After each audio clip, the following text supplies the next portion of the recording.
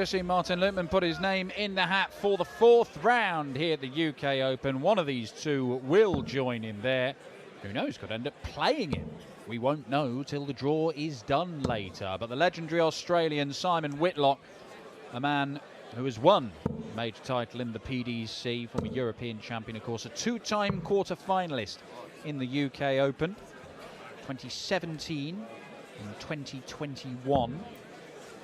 Beaten by Daryl Gurney back in 17 and James Wade in the quarterfinals 3 years ago.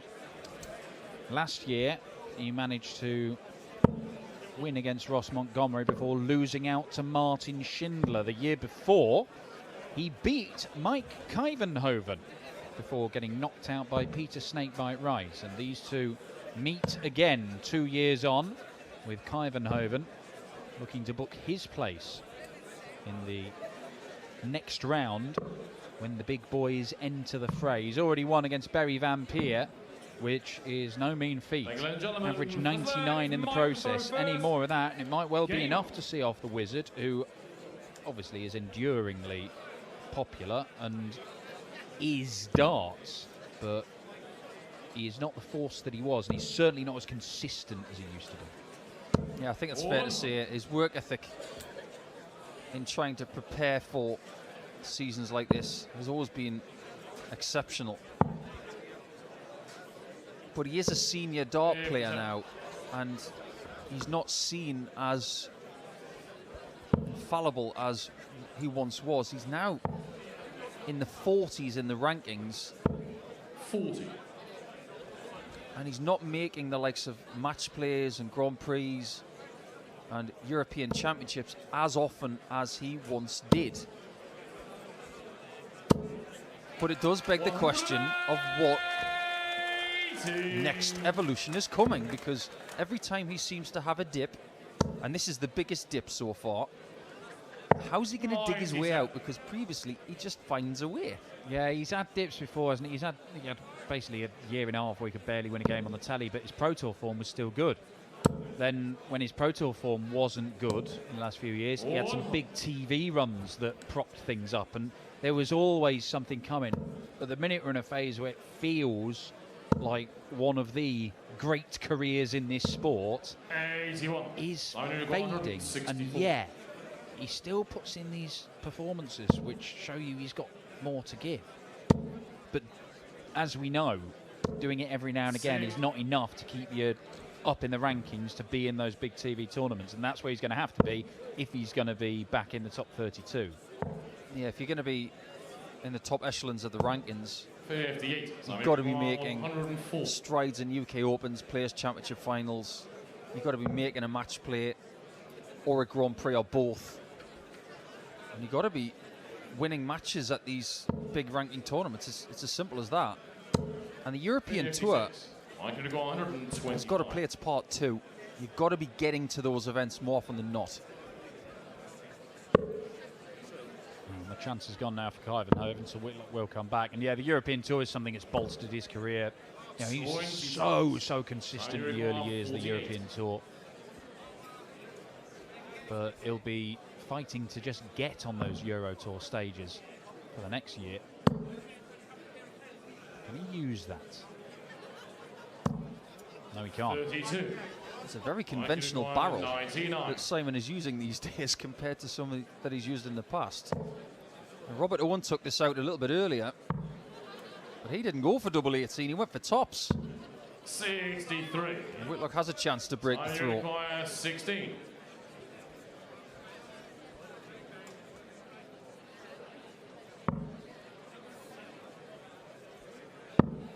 On the first leg, Double 4 does the job. Simon Whitlock Simon to throw first. does take the opening leg. Can tell you that John Henderson did win his game, which means he will be back on this board.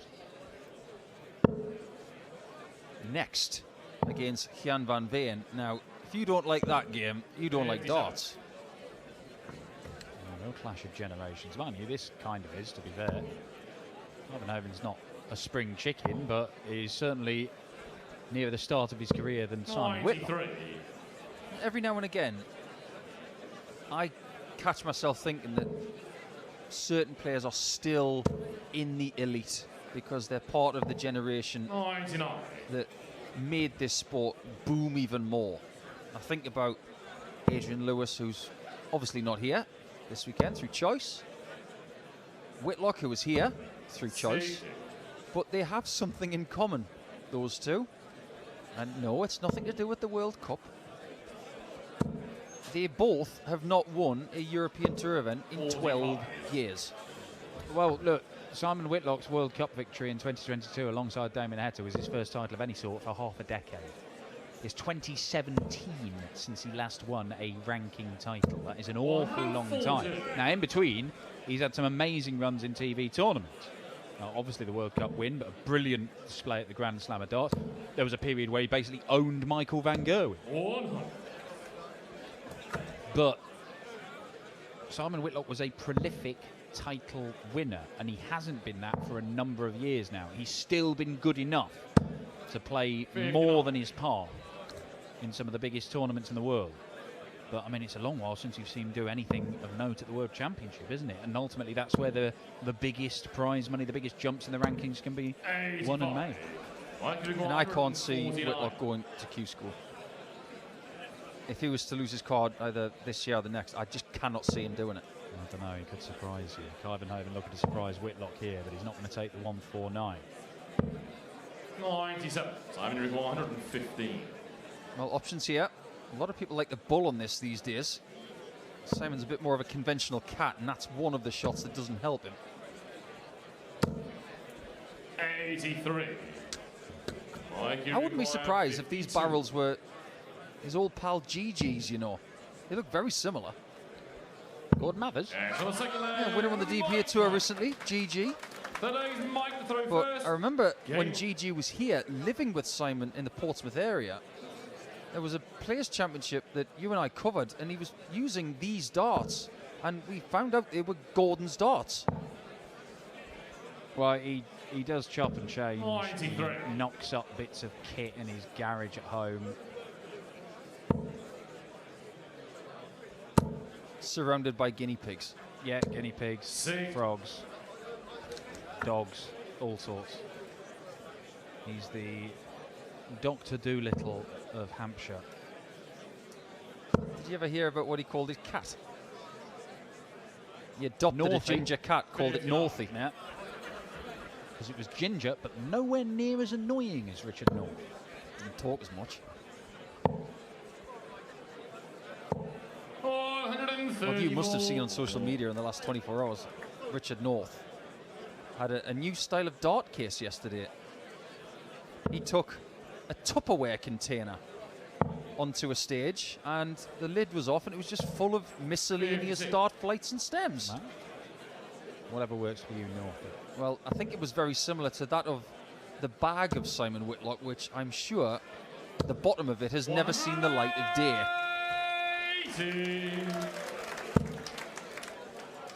Now the Wizard with a second max. Looking good on his own throw here. I can tell you Boris Kritschmar's another player to have booked his place in the fourth round tonight. 6-1 win against Richie Edhouse, 96 average.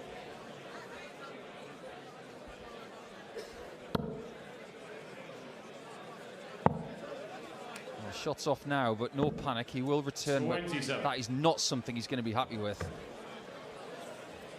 The only bright side there, very similar to that of Jermaine Watamina in the previous match. At least he's taken the 27 off. 140. Kuivenhoven all of a sudden is back in with a chance of holding his throw.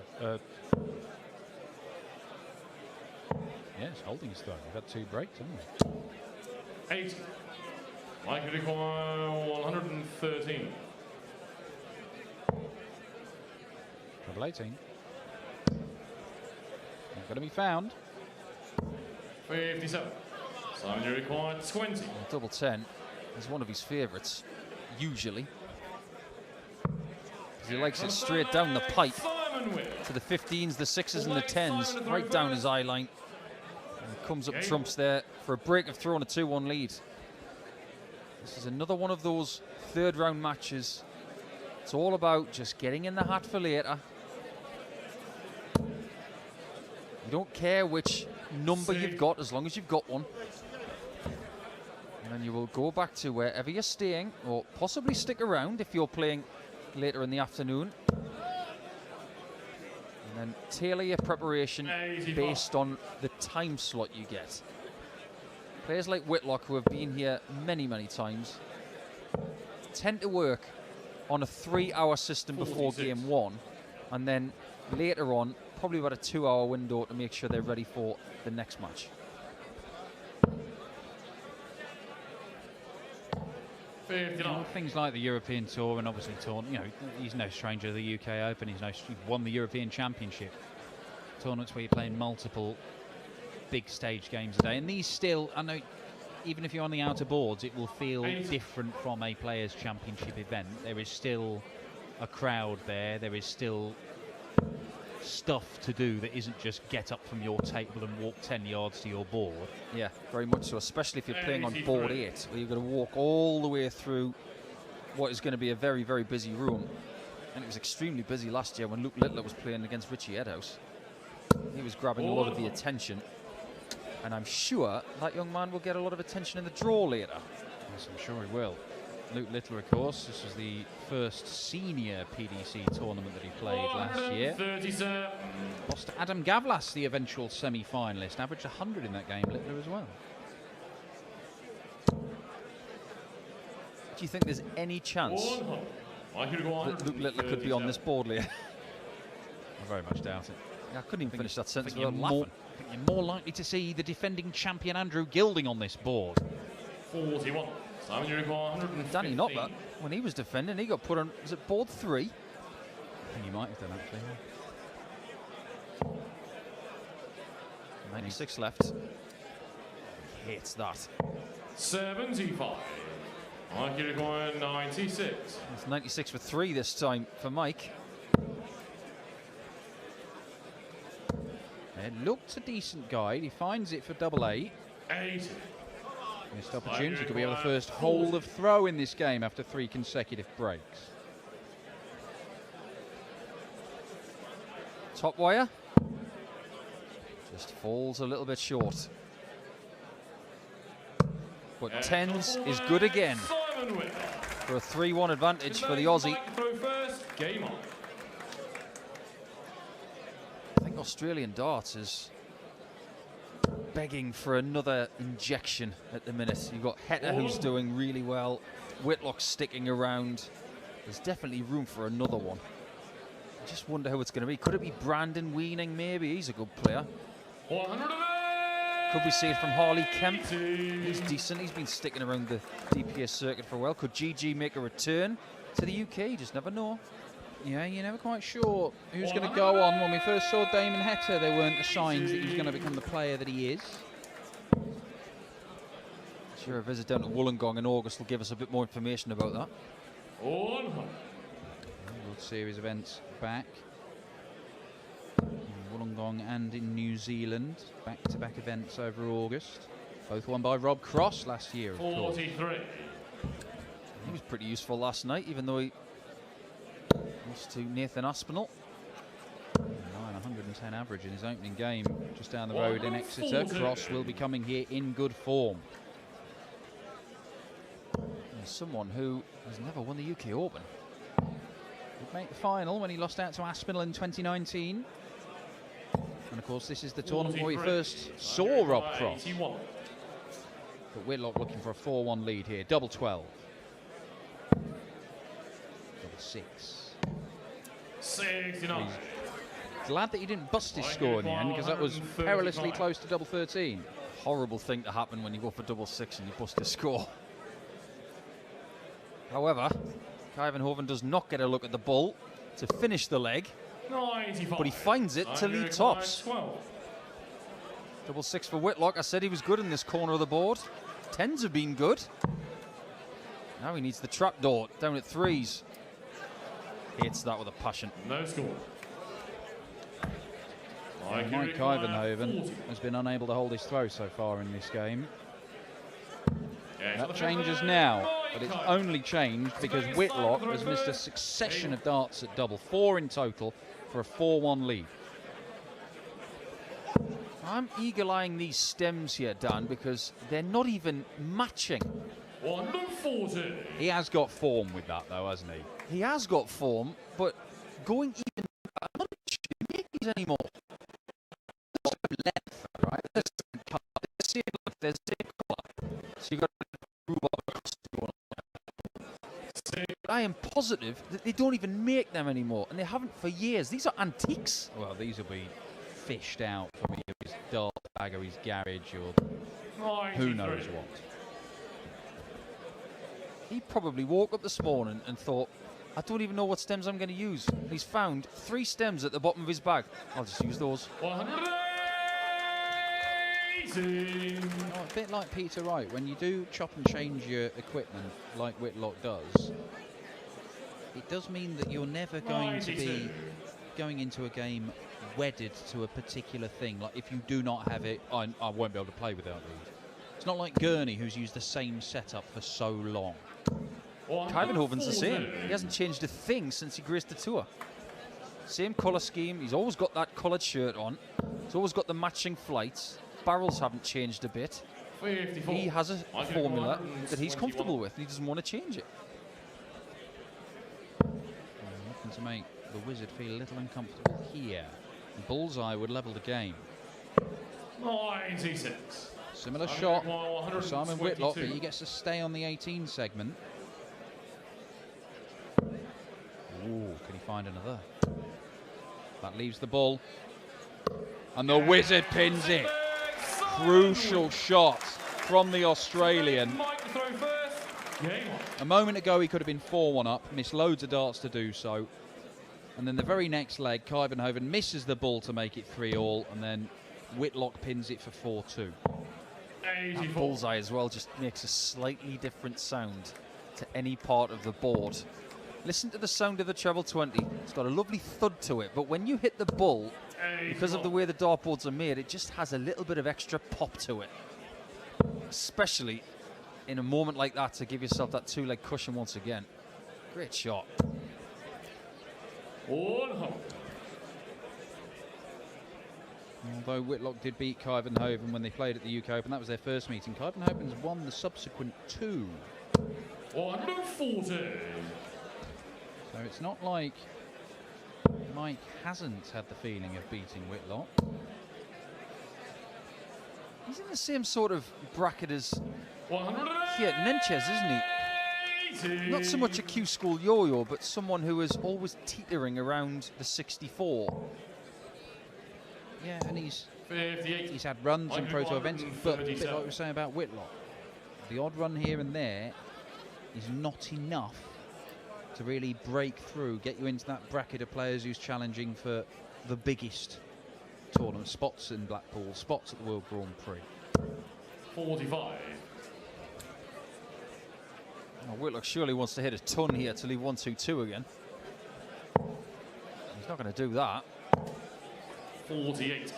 He hasn't even left to finish. A real mess, just handing the initiative to Maik Kuivenhoven. Double 16s cut the gap to just 1 leg again. That's what he's managed. Just a very, very tidy dart player. If this one doesn't float your boat, I'm sure the next match will. John Henderson against Gian van Veen. 100. Oh, word, that's a good game. Certainly could be. Van Veen's been winning a lot of games at the start of this year on the Pro Tour. Early days, granted. And he's not been doing as eye-catching stuff as the likes of Ryan Searle or Gary Anderson, but, then he has. But he has been winning matches, and quite a lot of them.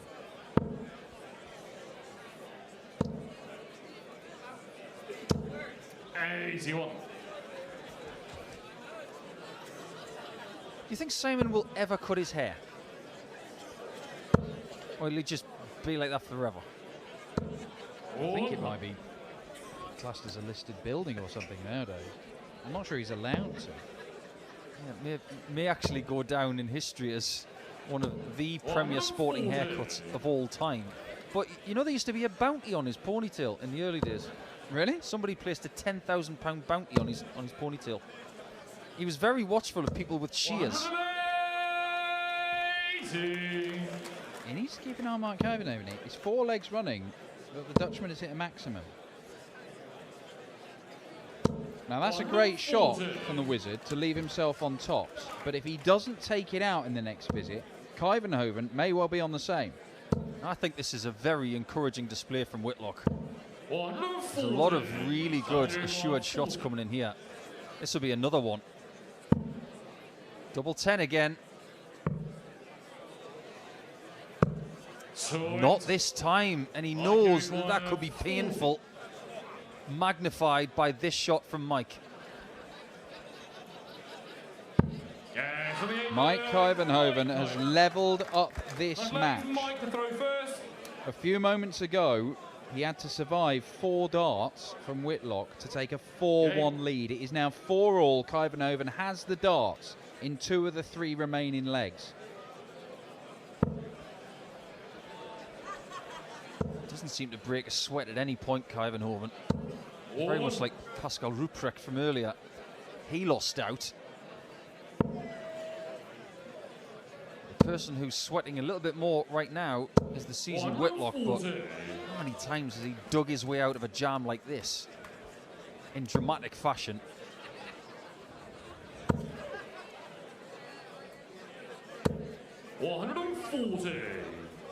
He's had some great finishes to games in his career. Remember that 1-4-6 he hit against Jamie Caven at the 2013 European Championship, and he also had a 1-10 against Joe Cullen in the semis of the Europeans in 2018. Yeah, the European Championship has been the scene of some of Simon Whitlock's greatest exploits. Obviously winning it, but then going to the final as he looked to defend it, and as you mentioned, much later on, still being a threat at that tournament. And that is a brilliant visit from the Wizard.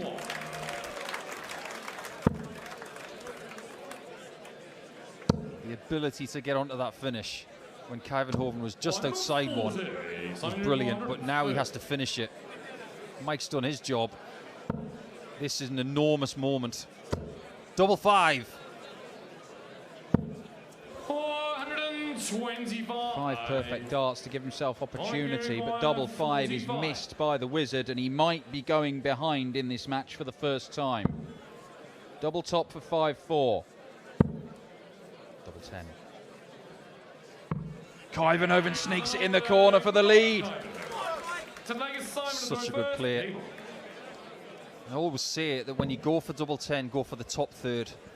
You don't want to be anywhere near that double 15, or indeed the single. But Whitlock's not done yet. Well, they're averaging pretty much the same. It's just over 90. But the real difference is Maik Kuivenhoven is 50% on his doubles, and Simon Whitlock is less than 24% on his doubles. He is 4 out of 17, 13 misses at double, and 4 of those were for that 5th leg where he could have gone 4-1 up, and that might have been game over. 95. When you don't have the darts at the start of a match, you've got to say to yourself sometimes, will I back myself if it goes to leg 11? I think it's very dependent on whether you win leg 10. You might not win leg 10. Whitlock purposefully left the 170. He's not going to take it out. He does get 1 treble, but Kuivenhoven, the maximum, has given him a little sniff. Well, that was a Lookman-style safe 20 there. 57. Simon, no big treble and no big reaction to that, as Whitlock tries to take 76 before Kuivenhoven gets a chance at it. Double 18. Same height. Brilliantly done. If you think that's an accident, think again. He likes shots that are the same height, so he doesn't have to go high to low to high. And now we go the distance, and Whitlock has got the opportunity to break in the last leg. Let's see how he fares. 9 maximums in this game. It's 5-4 to Kuivenhoven in that particular tally. But if we get to double figures, that may be the decisive shot in this last leg decider. Has Whitlock got another 180 in him? He might need it. Kuivenhoven's been able to hold the past 2 times he's thrown first in 15 darts. 45. But he's barely past 400 after 2 visits. Advantage Whitlock. 134. Very much so now. He's got a 2 treble lead. And he's got experience that Kuivenhoven does not have. And here's a little tidbit for you. If Whitlock was to win this tournament, he'd become the oldest winner. The oldest winner being Taylor at 53. Simon's now 54.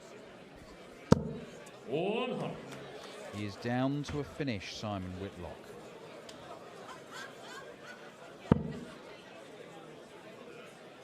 Can he get another? No, he can't. He's down to a better finish, but it's not that much better, to be honest, Maik Kuivenhoven. It's still Whitlock's. He could win it right now. He needed the treble 20 for a go at the bullseye, but he pins the bullseye last dart to leave tops for the match. If this goes, this will be excruciating. No good first start, meaning Whitlock gets 1 visit to finish this off. 3 clean darts at tops to be in the wizard hat. Maik Kuivenhoven did so well to battle back into this game, but he's faltered right at the end. And the wizard wants double 10 and cannot find it, but Kuivenhoven's nightmare visit in the previous turn means he's still got a huge mountain to climb. If we'd said 130 for the match, very doable. 131 is just 1 more point, but it's so much harder. 51 tops. There you go. After 1 miss on a 130 in a single, you can still take it, but with 131 you can't. Whitlock has missed doubles in this match, 16 of them in total. But he doesn't miss again, and the wizard wins it in a last leg decider. Simon Whitlock, the 2-time quarter-finalist, is through to round 4. He's in the hat with the rest of the big boys, and make no mistake, the wizard still considers himself to be one of the biggest.